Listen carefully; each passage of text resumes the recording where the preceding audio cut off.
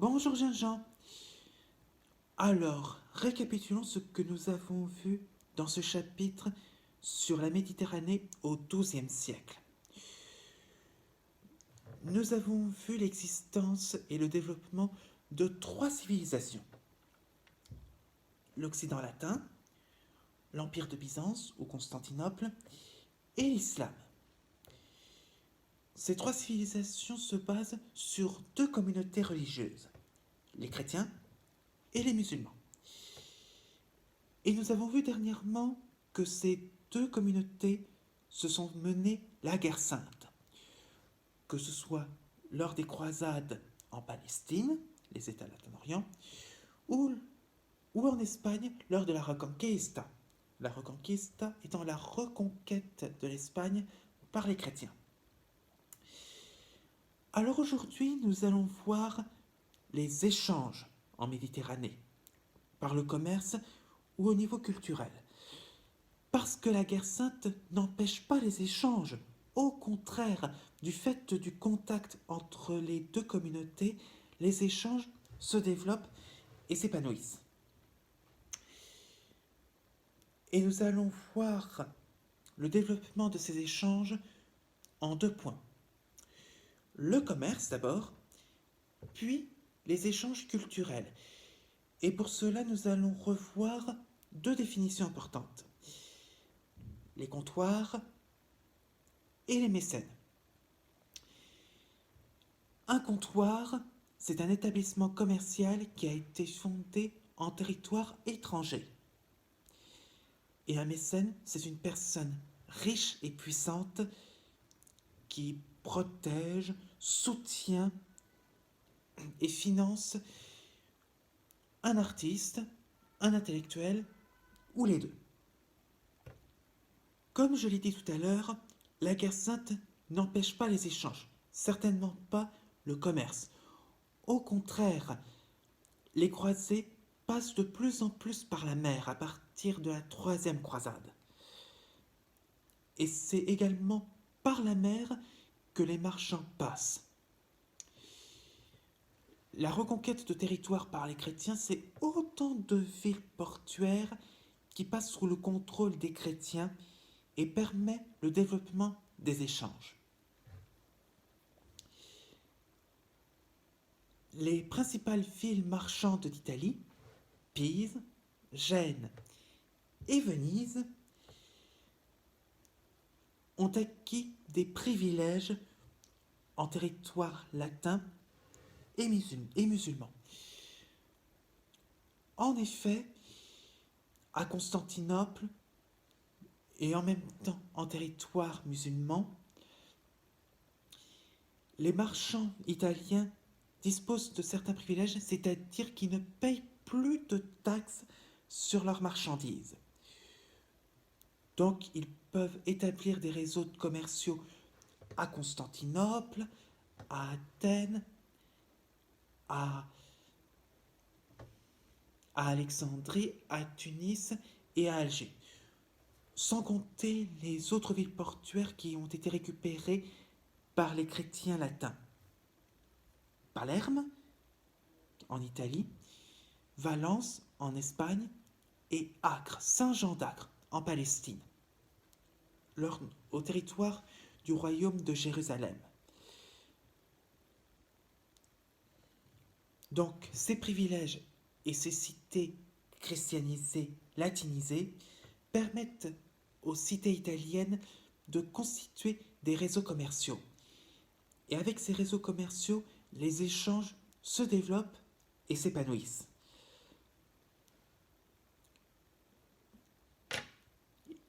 Les Italiens proposent des marchandises venues d'Occident, les fourrures, les laines, le bois et ainsi de suite, et d'autres minerais venus d'Occident comme le charbon. Et en échange, ils obtiennent des marchandises venues d'Orient, à savoir les épices, la soie, les pigments, et ainsi de suite.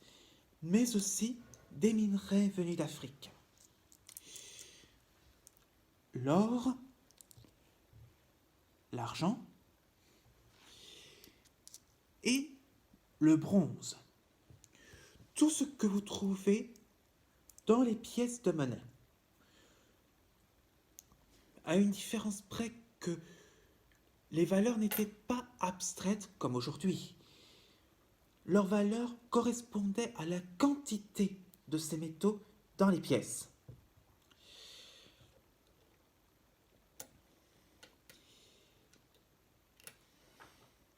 Ces réseaux commerciaux, qui deviennent de plus en plus complexes, permettent aux villes marchandes non seulement de s'enrichir, mais d'obtenir de nouveaux pouvoirs politiques et militaires.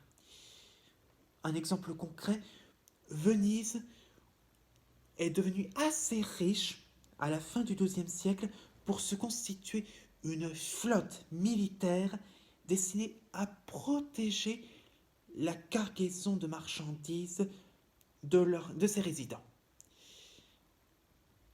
À un tel point qu'en 1204, son dirigeant, le doge, a été capable de détourner la quatrième croisade de sa mission initiale, à savoir la libération de Jérusalem, pour l'orienter vers Constantinople, ce qui conduit au fameux sac de Constantinople et à la création de l'Empire latin d'Orient. Mais ça, c'est une autre histoire. Et ça permet notamment à Venise d'acquérir de nouveaux territoires sur les anciens domaines de Constantinople, des îles et des territoires continentaux. Ce qui, de fait, Venise, qui est une république bourgeoise et même aristocratique, se constitue un vaste empire commercial et politique. Mais je vous expliquerai ça plus en détail dans une autre vidéo, dès que possible. Ce développement commercial conduit d'une manière ou d'une autre à des échanges culturels. Parce que du fait du contact de plus en plus long, de plus en plus courant et long, les Italiens et les Arabes sont appelés à constituer des accords commerciaux et des liaisons de plus en plus complexes. D'où le besoin d'échanges culturels et commerciaux plus complexes, ce qui conduit à de nouvelles techniques. Par exemple, les Italiens adoptent l'astrolabe, la boussole et la carte nautique. L'astrolabe est un instrument d'astronomique qui permet de lire le ciel nocturne, ce qui est très utile pour se repérer dans l'obscurité durant la nuit. La boussole aussi, qui a été créée par les Chinois, permet de s'orienter sur le terrain, par rapport notamment à l'étoile polaire, au nord. Et la carte nautique aussi sert à se repérer au milieu de la mer. La carte nautique de cette époque-là se référant à la Méditerranée et permet de meilleurs points de repère par rapport aux ports initiaux et aux destinations. Je fais ça plus simplement. Et d'un autre côté, de nouvelles techniques commerciales voient le jour. Du fait de la régularité des échanges et des rapports de plus en plus longs, les marchands sont obligés de signer des contrats commerciaux de plus en plus complexes. Sans compter de nouvelles techniques voient le jour, en tout cas pour les latins. En fait, ils reprennent les techniques déjà présentes chez les Arabes. Par exemple, l'arithmétique,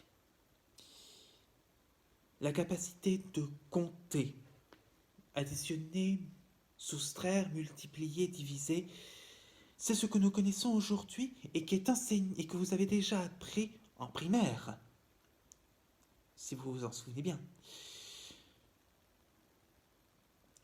Et aussi le change, du fait de la différence des valeurs entre les monnaies. Le florin, la monnaie courante, notamment à Florence en Italie, ou à Venise, n'a pas la même valeur que le dinar.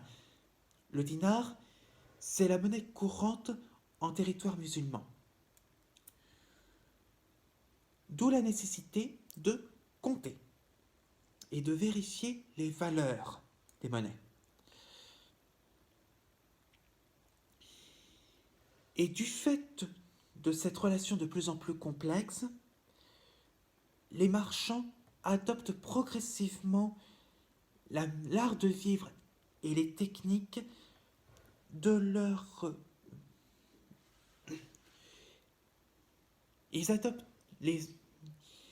Les marchands italiens adoptent donc peu à peu les techniques des Arabes, ainsi que les arts d'architecture et autres. Par exemple, à Venise, les marchands vénitiens ont adopté les types de construction arabes, comme par exemple les arcs brisés.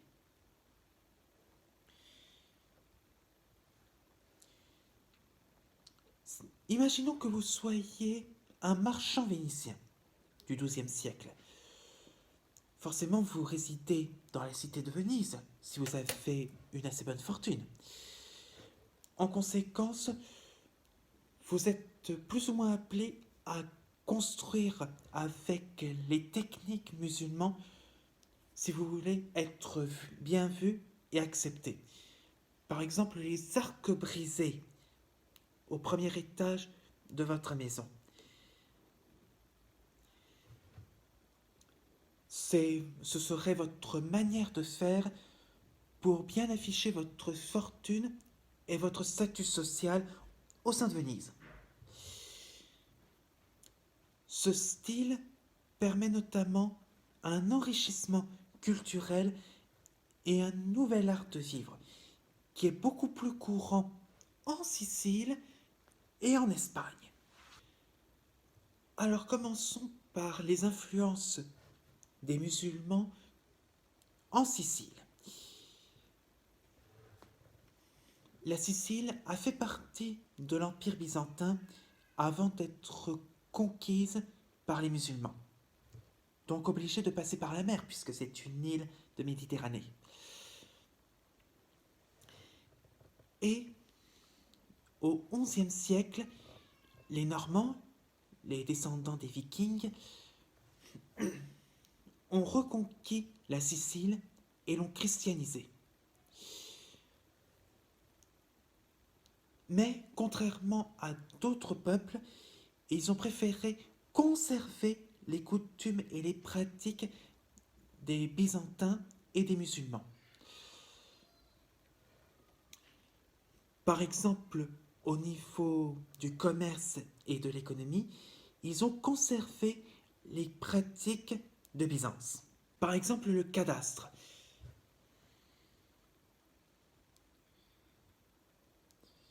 Un cadastre, c'est une liste de propriétés sur un territoire. Sans compter que les Siciliens ont fait la même chose que les autres cités italiennes du continent, ils ont établi des comptoirs un peu partout. Au niveau administratif,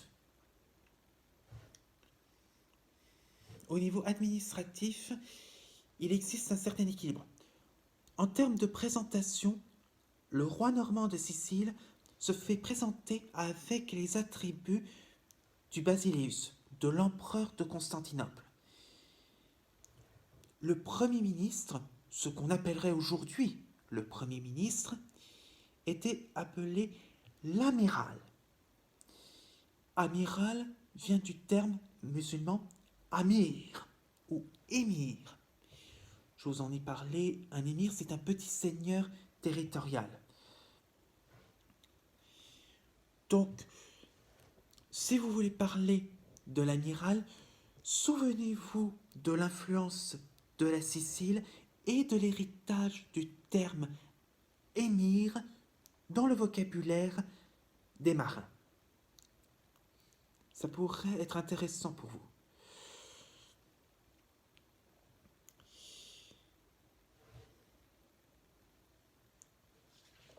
Donc d'une certaine manière, le roi normand de Sicile est le successeur techniquement le successeur en Sicile du Basileus, du fait des attributs et surtout de la représentation dans les églises.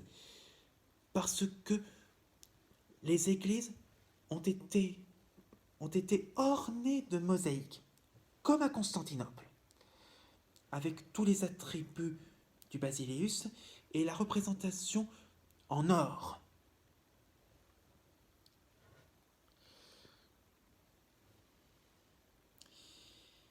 Il n'y a pas que les églises qui sont ornées de mosaïques, même les palais du roi. Sans compter qu'ils étaient construits de manière arabe. L'art arabesque, du terme qui vient du mot arabe.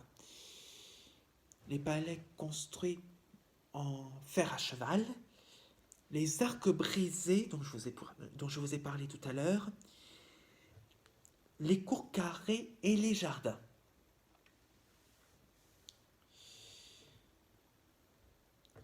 Les ornements typiques des palais arabes et des mosquées. Certaines mosquées ont même été reconverties en églises. Sachant que à Constantinople, plus tard, je vous en parlerai rapidement, les églises ont été reconverties en mosquées.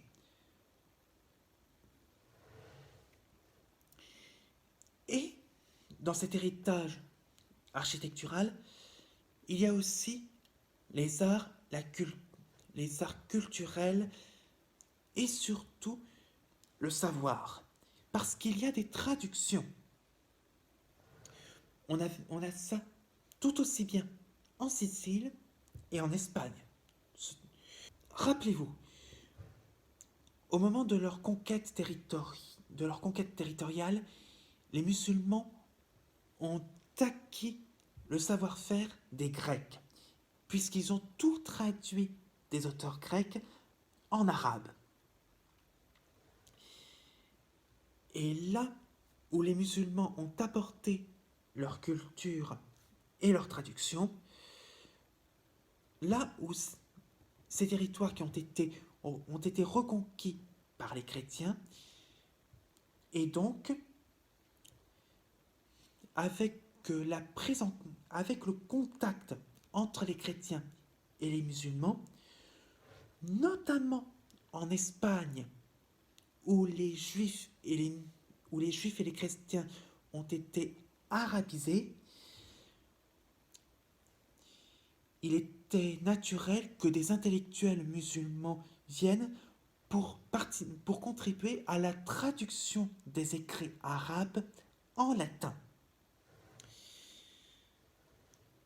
Que ce soit les auteurs grecs ou le Coran, ce qui permet non seulement une ouverture sur des cultures étrangères, mais aussi une redécouverte du savoir-faire ancien. Donc les rois normands deviennent des mécènes. Et c'est également le cas en Espagne. Et les rois chrétiens espagnols deviennent également des mécènes. Cet héritage et le fait que ces traductions permettent cette redécouverte est un premier pas vers ce que l'on appelle la modernité. Et c'est le sujet de notre prochaine vidéo. J'espère que celle-ci vous aura plu et vous aura permis de comprendre la complexité de cette époque du XIIe et du XIIIe siècle. Je vous donne rendez-vous pour ma prochaine vidéo sur un nouvel univers, à savoir la conquête de ce que l'on appelle encore aujourd'hui le Nouveau Monde.